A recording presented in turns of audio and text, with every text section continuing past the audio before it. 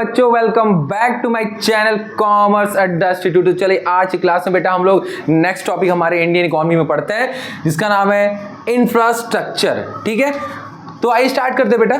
Infrastructure क्या होता है बेटा? सबसे पहले चीज आपको बता दे बेटा, इसको ग्रीक वर्ड में बताया गया है कि इंफ्रा का मतलब क्या होता है? बेसिक। इंफ्रा का मतलब क्या होता है बेटा आपका? बेसिक। ठीक है, और स्ट्रक्चर मींस क्या होता है?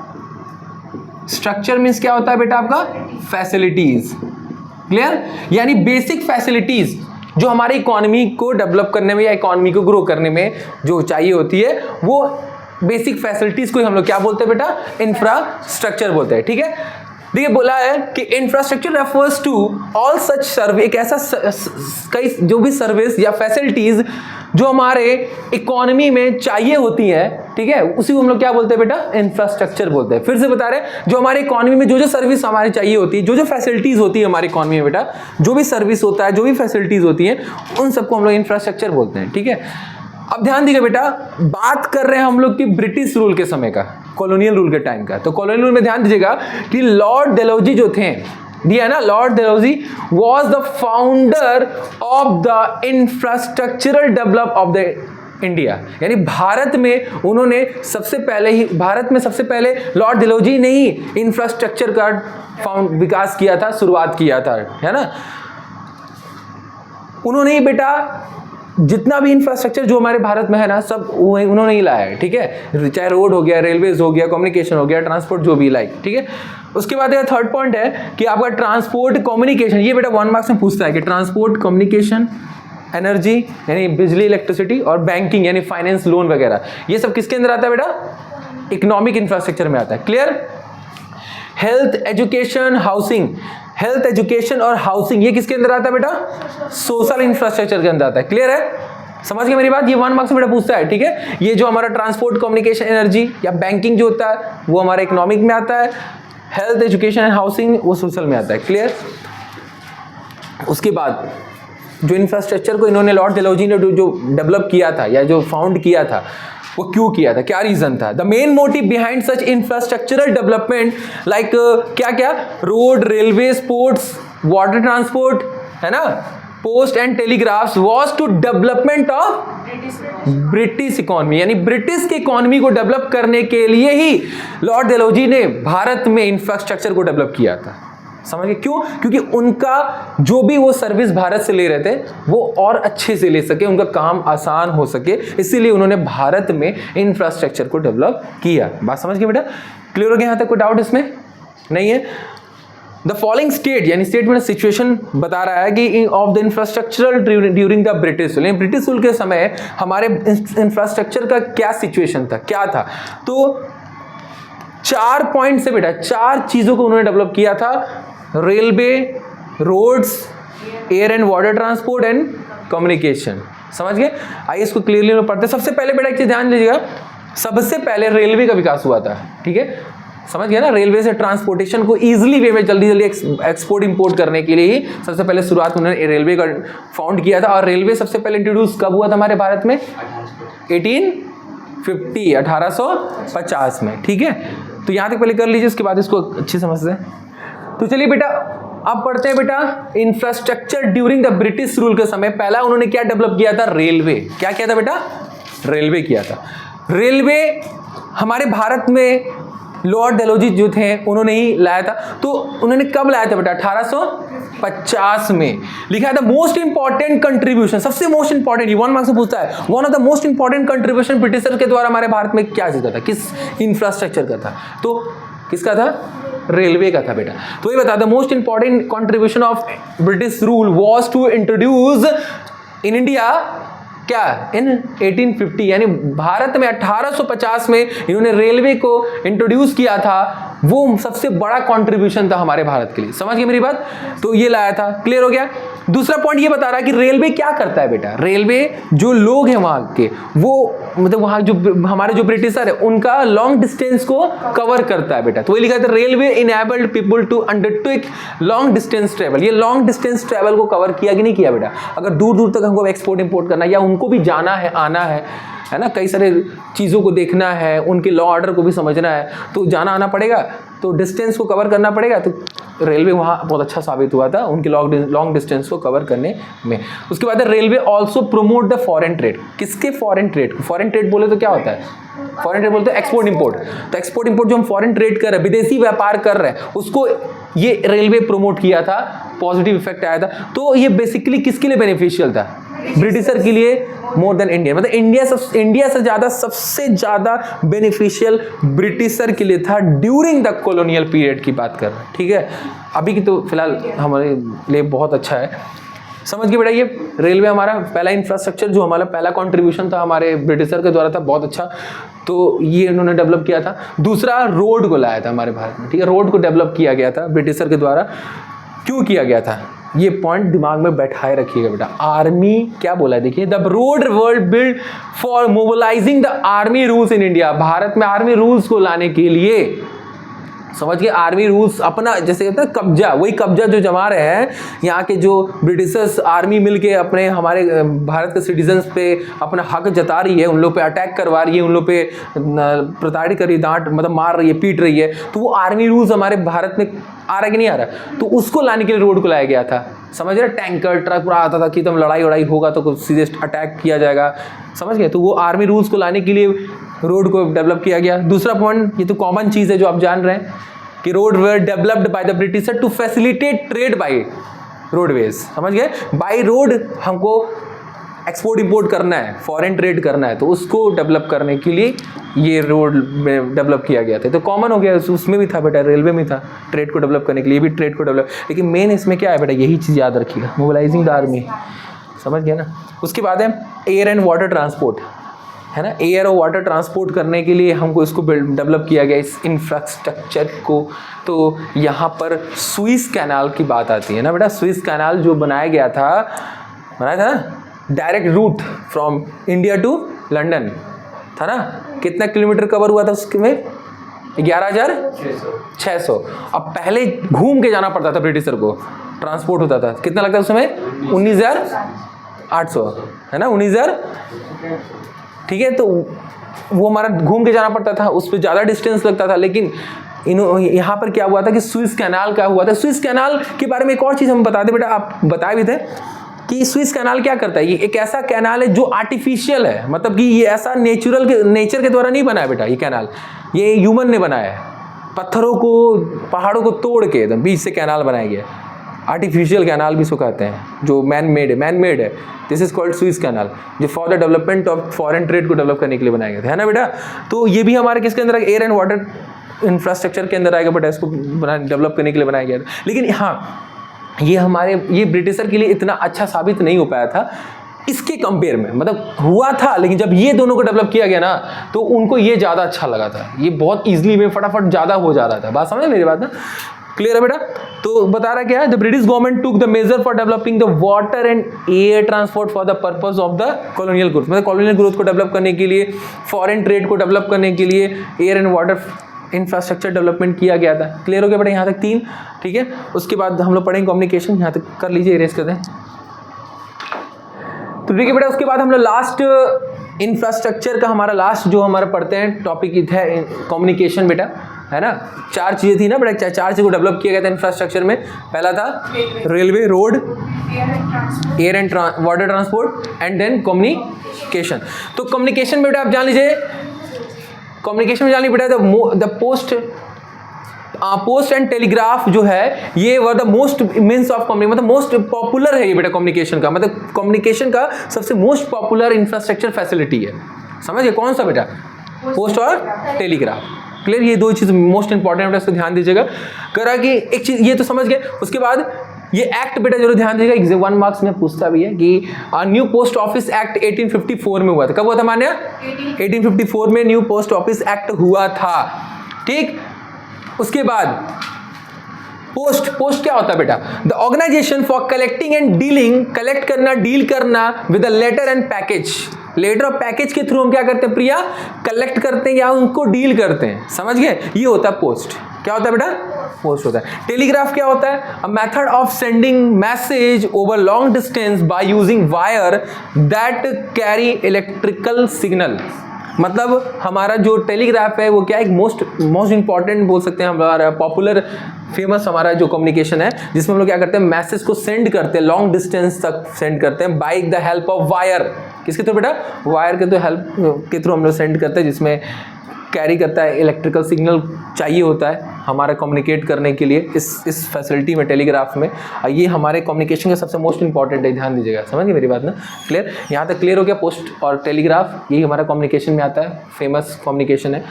एंड देन हम लोग क्यों लाए थे, मतलब हम उस टाइम पे कॉलोनियल पीरियड में ये कम्युनिकेशन क्यों लाया गया था, क्या पर्पस था? लिखा है the introduction of the expensive system of electronic telegraph in India. सब हमारे भारत में इलेक्ट्रॉनिक टेलीग्राफ जो लाया गया, बोला है ना टेलीग्राफ, पोस्ट भी बोल सकता था, टेलीग्राफ बोला है, देख रहे हैं ना, लाया गया हमारे भारत में the purpose of maintaining law और ऑर्डर को फॉलो करने के लिए ब्रिटिशर ने इस टेलीग्राफ को लाया है। ठीक है, लॉ एंड ऑर्डर का मतलब क्या होता है? जैसे कि भारत, जैसे ब्रिटिशर्स की जो वहाँ के कानून है वो चाहती है कि भारत में ये चीज़ें हो, तो यहाँ पर जो ब्रिटिशर आ चुके हैं, जो लोग यहाँ, उनके जो असिस्टेंट या उनके जो आर्मीज़ है, तो वो भारत लोगों को कैसे वो बताएंगे या फिर कैसे वो रूल अप्लाई करेंगे, वो कैसे पता चलेगा? तो कुछ ना कुछ सोर्स होना चाहिए ना, तो सोर्स में यहाँ पर टेलीग्राफ है, समझ गए ना, जिसके थ्रू उनको पता चलता है कि लॉ एंड ऑर्डर ये आया है, उस ऑर्डर को हमें पालन करना है और हमारे इस भारत के इंडियन सिटीजन पे अप्लाई करना है। क्लियर हो गया बेटा? तो इसी के लिए इस कम्युनिकेशन को हमारे भारत में लाया गया था फैसिलिटी में। क्लियर? तो आई होप आप लोगों को समझ में बेटा ये आ गया होगा। हमारे infrastructural facilities during the British rule के समय क्या क्या था Priya? Railway, road, air and water and then communication. समझ गए? ये 4 फैसिलिटीज को डेवलप किया गया। इंफ्रा का मतलब क्या होता है? बेसिक। स्ट्रक्चर मीन्स होता है फैसिलिटीज, मतलब बेसिक फैसिलिटीज को डेवलप किया गया था for the purpose of British development, है ना, ब्रिटिश इकोनॉमी को डेवलप करने के लिए ही इस इंफ्रास्ट्रक्चर को किसके द्वारा डेवलप किया गया था? नाम बताइए ना। डेलहौजी। ठीक है ना? क्लियर हो गया बेटा? ये यहाँ तक नोट कर लीजिए आप लोग। तो बेटा हमारा ये infrastructural facility during the British rule के वाला जो था हमारा पॉइंट, वो चारों क्लियर हो चुका है। अब हम लोग ये पढ़ते हैं बेटा कि ड्यूरिंग द ब्रिटिश रूल के समय इंफ्रास्ट्रक्चर को डेवलप किया जो ब्रिटिशर ने, तो उसका क्या मेन रीजन था? बात समझ रहे हैं? तो रीजन क्या था, क्यों डेवलप किया गया था प्रिया? तो 3 पॉइंट्स बताया है मेन बेसिक, ये तीनों, रोड, रेलवे और electric telegraph, these all are the infrastructural. यही फैसिलिटी ज्यादा हेल्प किए थे उनको आगे ग्रो करने में। किनको? ब्रिटिशर्स को। तो पहला था रोड। रोड क्यों लाया गया था, क्या रीजन था? वाई रीजन हम लोग पढ़ रहे बेटा, ठीक है ना? तो क्या लिखा? Road were build for the mobilising the army rules in India. बताया था ना आपको, ये पॉइंट सब याद रखिएगा। आर्मी रूल्स को भारत में लाने के लिए उन्होंने रोड को लाया, ठीक है, उसको डेवलप किया। दूसरा कॉमन चीज है, यू नो क्या, कि भारत के रॉ मटेरियल को इंपोर्ट करने के लिए, लिखा है ना, ड्राइंग ऑफ रॉ मटेरियल को इंपोर्ट करने के लिए इस रोड को बनाया गया था। समझ गए? दूसरा रेलवे लाने का क्या मतलब था, क्या रीजन था? तो पहला था इफेक्टिव कंट्रोल, अपना पूरा एकदम कंट्रोल बनाना है तो भाई उसके लिए रेलवे क्यों लाए? आर्मी आएंगे, मतलब कुल मिला के आएगा, रूल्स रेगुलेशन सबको मिला के बोल सकते हैं आप लोग कि जितने लोग ब्रिटिशर्स के सब यहाँ पर आ जाएंगे और सब भारत में अपना हक जमाने लगेंगे, मतलब अपना कंट्रोल बनाएंगे। दूसरा प्रॉफिट अर्न करने के लिए। तीसरा प्रॉफिटेबल इन्वेस्टमेंट करने के लिए ब्रिटिशर ने रेलवे को डेवलप किया, इंट्रोड्यूस किया। क्लियर? उसके बाद है इलेक्ट्रिक टेलीग्राफ लाया गया जो कम्युनिकेशन में आता है बेटा। बताया था ना, कम्युनिकेशन के अंदर इलेक्ट्रिक टेलीग्राफ ही सबसे मोस्ट इंपॉर्टेंट है पोस्ट के कंपेयर में, ठीक है? तो इलेक्ट्रिक टेलीग्राफ को लाया गया क्यों? For the purpose of maintaining law and order. Britishers के लॉ एंड ऑर्डर को जानना है, फॉलो करना है, तो उसके लिए हमारे ये इसको लाया गया था। क्लियर? इसको नोट डाउन कर लीजिएगा बेटा। चलिए बेटा, अब हम लोग पढ़ते हैं कि जब हमारे भारत से ब्रिटिशर छोड़ के चले गए थे तो उसके बाद हमारे इकोनॉमी का क्या कंडीशन, मतलब उसके बाद इकोनॉमी में क्या इफेक्ट पड़ा, पॉजिटिव या निगेटिव? तो पॉजिटिव इफेक्ट के बारे में हम लोग पढ़ेंगे कि हमारे भारत जब ब्रिटिशर चले गए तो जाने के बाद, उनके जाने के बाद बेटा क्या क्या पॉजिटिव इंपैक्ट हमारे भारत में पड़ा था। तो चलिए आइए पढ़ते हैं। Positive contribution of British rule on the Indian economy. हमारी इकोनॉमी में क्या पॉजिटिव कंट्रीब्यूशन हुआ ब्रिटिशर के द्वारा जब जाने के बाद? तो पहला ये हुआ कि सेल्फ सफिशिएंसी इन फूड ग्रेन प्रोडक्शन। इसका मतलब बेटा ये है कि जितने फार्मर्स थे सब सेल्फ सफिशिएंट हो गए, मतलब खुद पे निर्भर हो गए, अब किसी पे निर्भर नहीं रहने लगे। वो जो भी करते थे अपने से करते थे और अपना अर्निंग जो भी था वो एग्रीकल्चर फार्मिंग के द्वारा कमाते थे।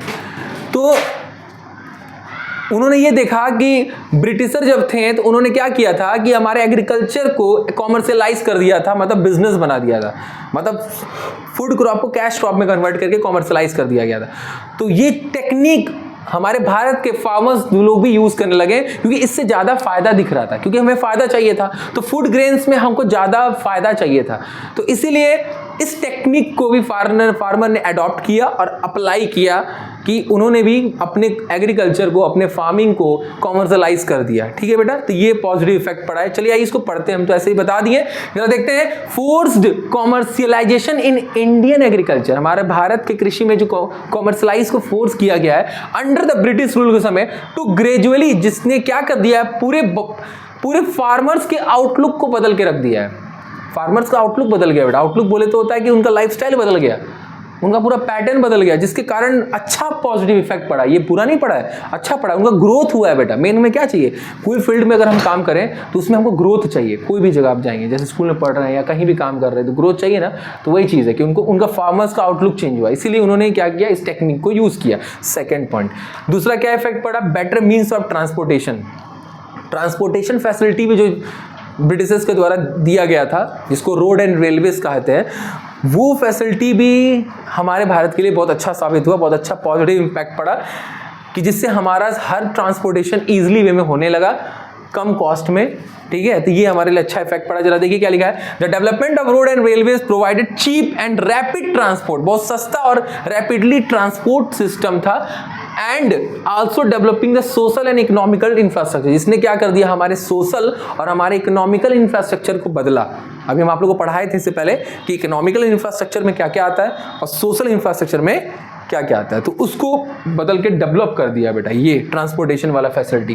Third, check of famines. Famines मतलब जो अकाल पड़ जाता है, सूखापन पड़ जाता है बेटा, खाने पीने की कमी हो जाती है, तो वो चीज़ हमारे भारत में किस क्षेत्र में, किस एरिया में फैमिन्स हो जा रहा है, अकाल पड़ जा रहा है, तो ये चेक करना आसान हो गया था ब्रिटिशर्स के फैसिलिटी के द्वारा। जो फैसिलिटी वो दे के गए थे, रोड और रेलवेज, इसके ज़रिए हमारे भारत के जितने जो सरकार थे वो उन्होंने ईजिली वे में चेक किया कि किस एरिया में फैमिन्स पड़ गया, अकाल पड़ गया है, और चेक करने के बाद इस रोड रेलवेज ट्रांसपोर्टेशन फैसिलिटी के थ्रू उन्होंने फूड जो खाना पीना है जो भी है वो उस एरिया में सप्लाई करना शुरू कर दिया। तो ये फटाफट चेक करके उनको सप्लाई करने, ये जो भी काम आसान हो रहा है बेटा, सब ब्रिटिशर्स का ही देन है बेटा। तो ये चीज़ हमारा काम आसान हुआ बेटा, चेक किया और उन्होंने सप्लाई करना शुरू किया। देखिए लिखा ये road and railways work as great check on the occurrence and impact of famines, है ना। हम लोग कहाँ कहाँ कमियाँ पड़ा, सूखा पड़ा, वो देखा गया।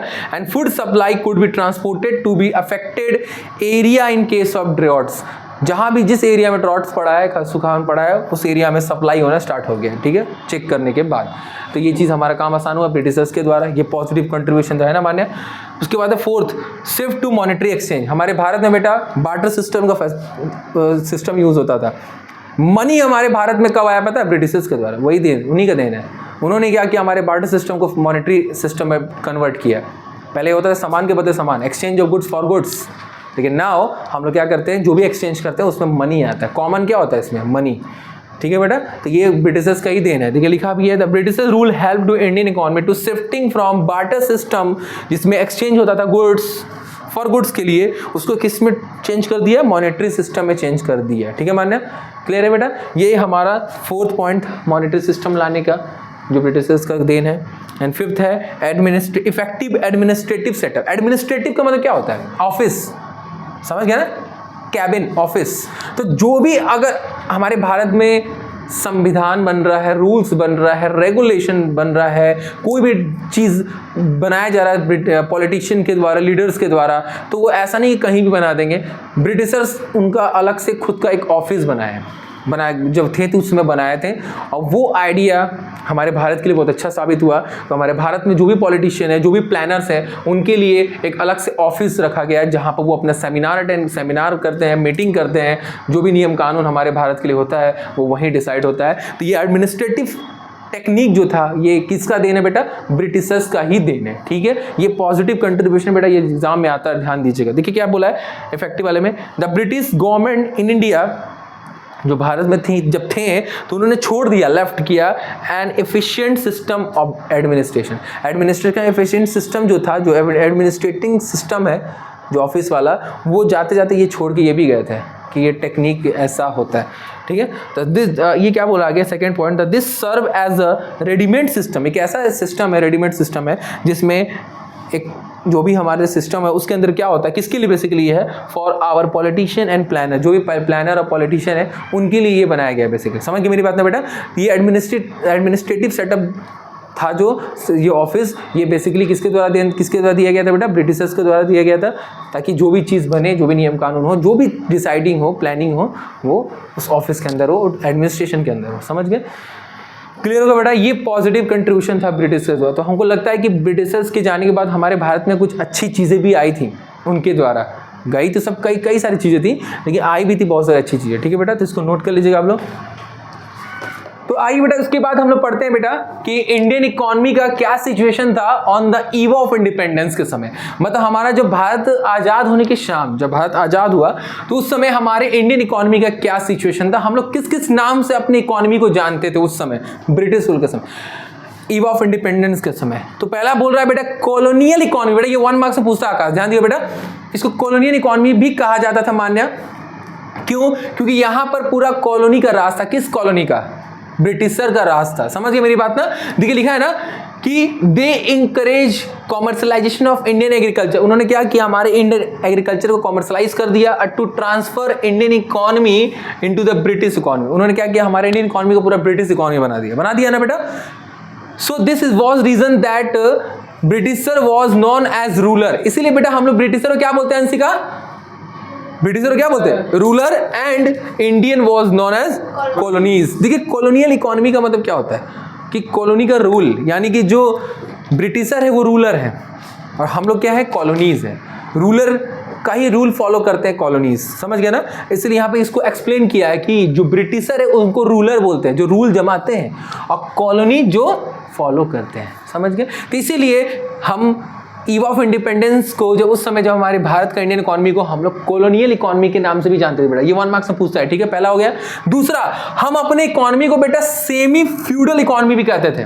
क्या कहते थे, सेमी फ्यूडल। इसका मतलब पता क्या होता है, हमारे इकोनॉमी को 2 क्लास में बांट दिया गया था। 2 क्लास, पहले ऐसा नहीं था। अब क्लास में बांटने का मतलब ये है कि एक लोअर क्लास और एक अपर क्लास, मतलब एक अपर क्लास और एक लोअर क्लास, 2 क्लास में बांट दिया गया। अपर क्लास का मतलब जमींदार, ठीक है, लोअर क्लास का मतलब जो लेबरर, जो लेबर है, समझे, फार्मर्स हो गए, लेबर हो गए। क्लियर। जरा देखिए यहाँ पर लिखा भी है, this type of economy were divided into 2 classes. 2 classes में इसको बांटा गया, इसीलिए इसको सेमी फ्यूडल इकोनॉमी कहते हैं। पहला क्लास अपर क्लास कहते हैं, जिसको कहा जाता है लैंडलॉर्ड, लाइक जमींदार, कैपिटलिस्ट भी कहा जाता है, जिसमें ऑनर होते हैं, जमींदार होते हैं, ठीक है।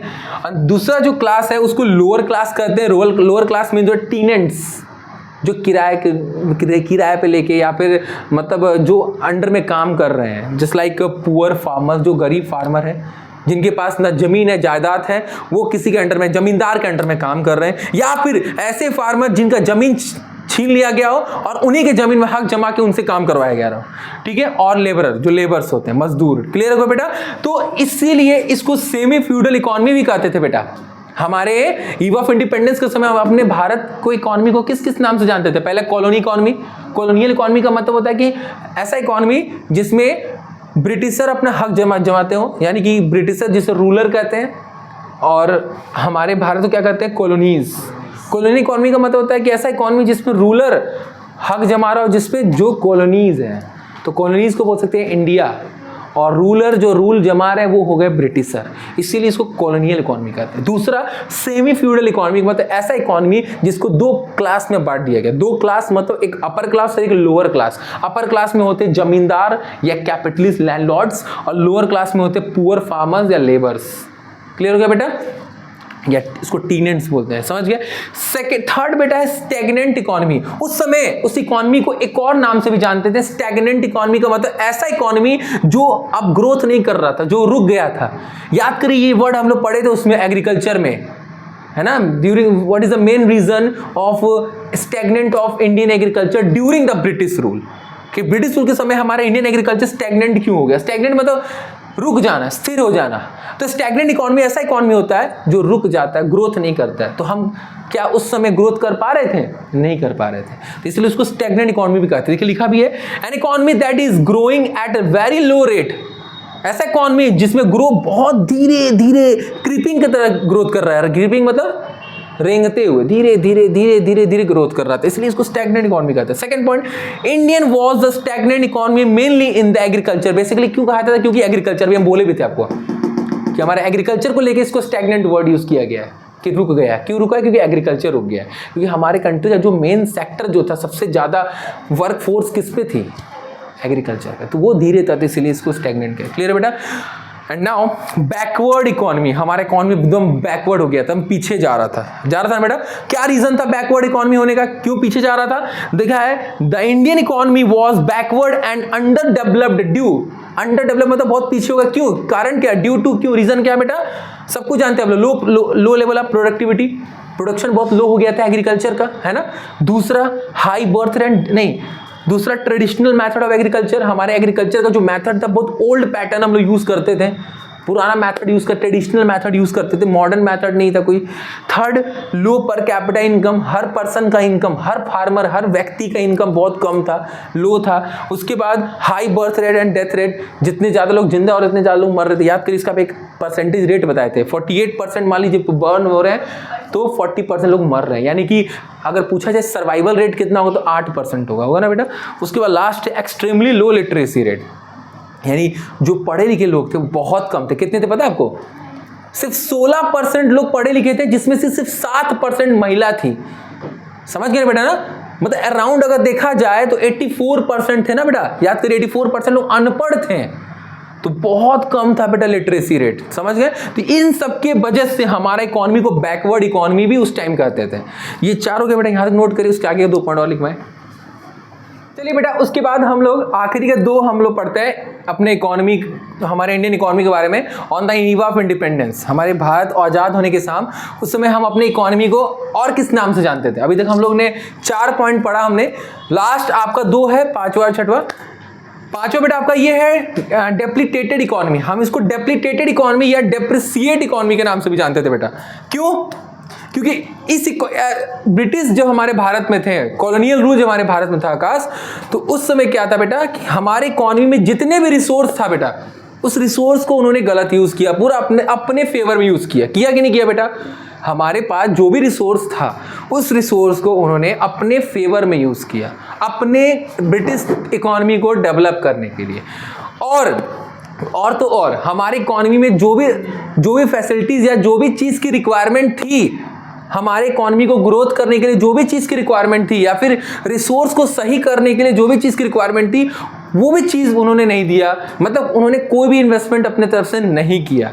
इसका मतलब उन्होंने पूरी तरह हमारी इकोनॉमी को यूज किया है, तो इसलिए इसको हम लोग डेप्रिशिएट इकोनॉमी या डेप्लीटेटेड इकोनॉमी भी कहते हैं बेटा। ये 1 मार्क्स में पूछता है। देखिए इसमें क्या लिखा हुआ है, it refers to an economy where no arrangement have been made. इसमें कोई भी अरेंजमेंट नहीं था किसी भी चीज का, रिप्लेस द फिजिकल एसेट्स। कोई ऐसा हमारे पास फिजिकल एसेट्स को रिप्लेस करने के लिए उन्होंने कुछ भी नहीं सोचा कि जो भी मेरे पास एसेट्स है बेटा वो खराब हो गया है तो चलो उसको रिप्लेस करके नया ला दिया जाए, कुछ नहीं दिया। ऊपर से ऊपर depreciated due to excessive use, उन्होंने ज्यादा से ज्यादा, हद से भी ज्यादा हमारे रिसोर्सेस को यूज किया। कुल मिला के पूरी तरह हमारे रिसोर्सेस को पूरा निचोड़ लिया था नींबू की तरह से। तो इसलिए इसको डेप्रिशिएट इकोनॉमी कहते हैं, क्योंकि वो लोग क्या थे बेटा? चोर थे। क्या थे? चोर थे। एंड नाउ वेरी गुड बेटा अभिषेक। छठवां बेटा पॉइंट है हमारा कि एम्प्यूटेटेड इकोनॉमी। ये इनको हम एम्प्यूटेटेड, ये बेटा ये मोस्ट इंपॉर्टेंट है, ये 1 मार्क्स में ये भी आता है बेटा कि ब्रिटिश रूल के समय या ब्रिटिश जब ईव ऑफ इंडिपेंडेंस, जब भारत हमारा आजाद हो रहा था उस समय हमारी इकोनॉमी को एम्प्यूटेटेड इकोनॉमी क्यों कहा जाता था? पता है क्यों? क्योंकि ब्रिटिशर ने क्या किया, हमारे भारत में डिवाइड एंड रूल्स लगा दिया। डिवाइड एंड रूल्स पता है कि रिलीजियन, कास्ट, मतलब भेदभाव कर दिया, जातिवाद कर दिया। कहते हैं इसको क्या कर दिया बेटा? डिस्क्रिमिनेशन कर दिया, भेदभाव, जातिवाद कर दिया। क्या कर दिया बेटा? जातिवाद। देखिए लिखा भी है the British policy of divide and rules, उन्होंने डिवाइड एंड रूल्स बनाए ऑलवेज प्रोमोटेड द डिस्क्रिमिनेशन, भेदभाव कर दिया बिटवीन किसके किसके बीच में, वेरियस ग्रुप, क्या क्या ग्रुप में भेदभाव किया, देखिए जरा, रिलीजन में, धर्म में, हिंदू मुस्लिम ऐसे ऐसे करके, मतलब उन्होंने धर्मों में भेदभाव किया।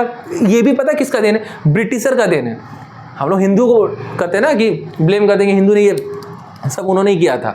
और कास्ट में, जातिवाद में उन्होंने धर्म, जातिवाद में उन्होंने किया। लेकिन एक चीज हम आपको बता दें, ब्रिटिश में बेटा किस टाइप का जातिवाद होता है, पता है, गोरा काला, ब्लैक एंड व्हाइट वाला होता है, ठीक है, उस टाइप का जातिवाद में भी किया।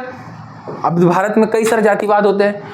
लैंग्वेज में, भाषाओं में जातिवाद किया, समझ, अलग अलग क्षेत्र का अलग अलग भाषा था, उसका भेदभाव किया, अलग डिस्क्रिमिनेशन किया। एंड कल्चर का जातिवाद, यानी कि कल्चर मतलब ट्रेडिशन का भेदभाव किया। क्लियर है बेटा, समझ गए?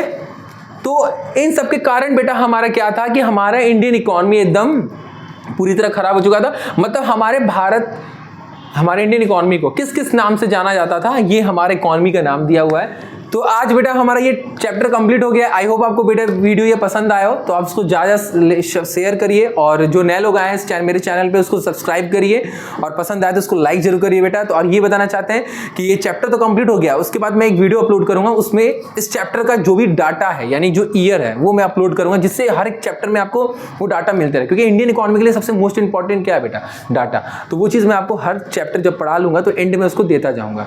तो आप मेरे चैनल पर आइए। और आपको एक चीज़ और बता दें कि मेरा नोट्स बेटा बना है, तो मेरे डिस्क्रिप्शन पे जाइएगा, उसमें लिंक दिया होगा मेरे व्हाट्सअप चैनल का, उसमें आप जाएंगे तो इस इंडियन इकोनॉमी का आपको पूरा नोट्स आपको मिल जाएगा।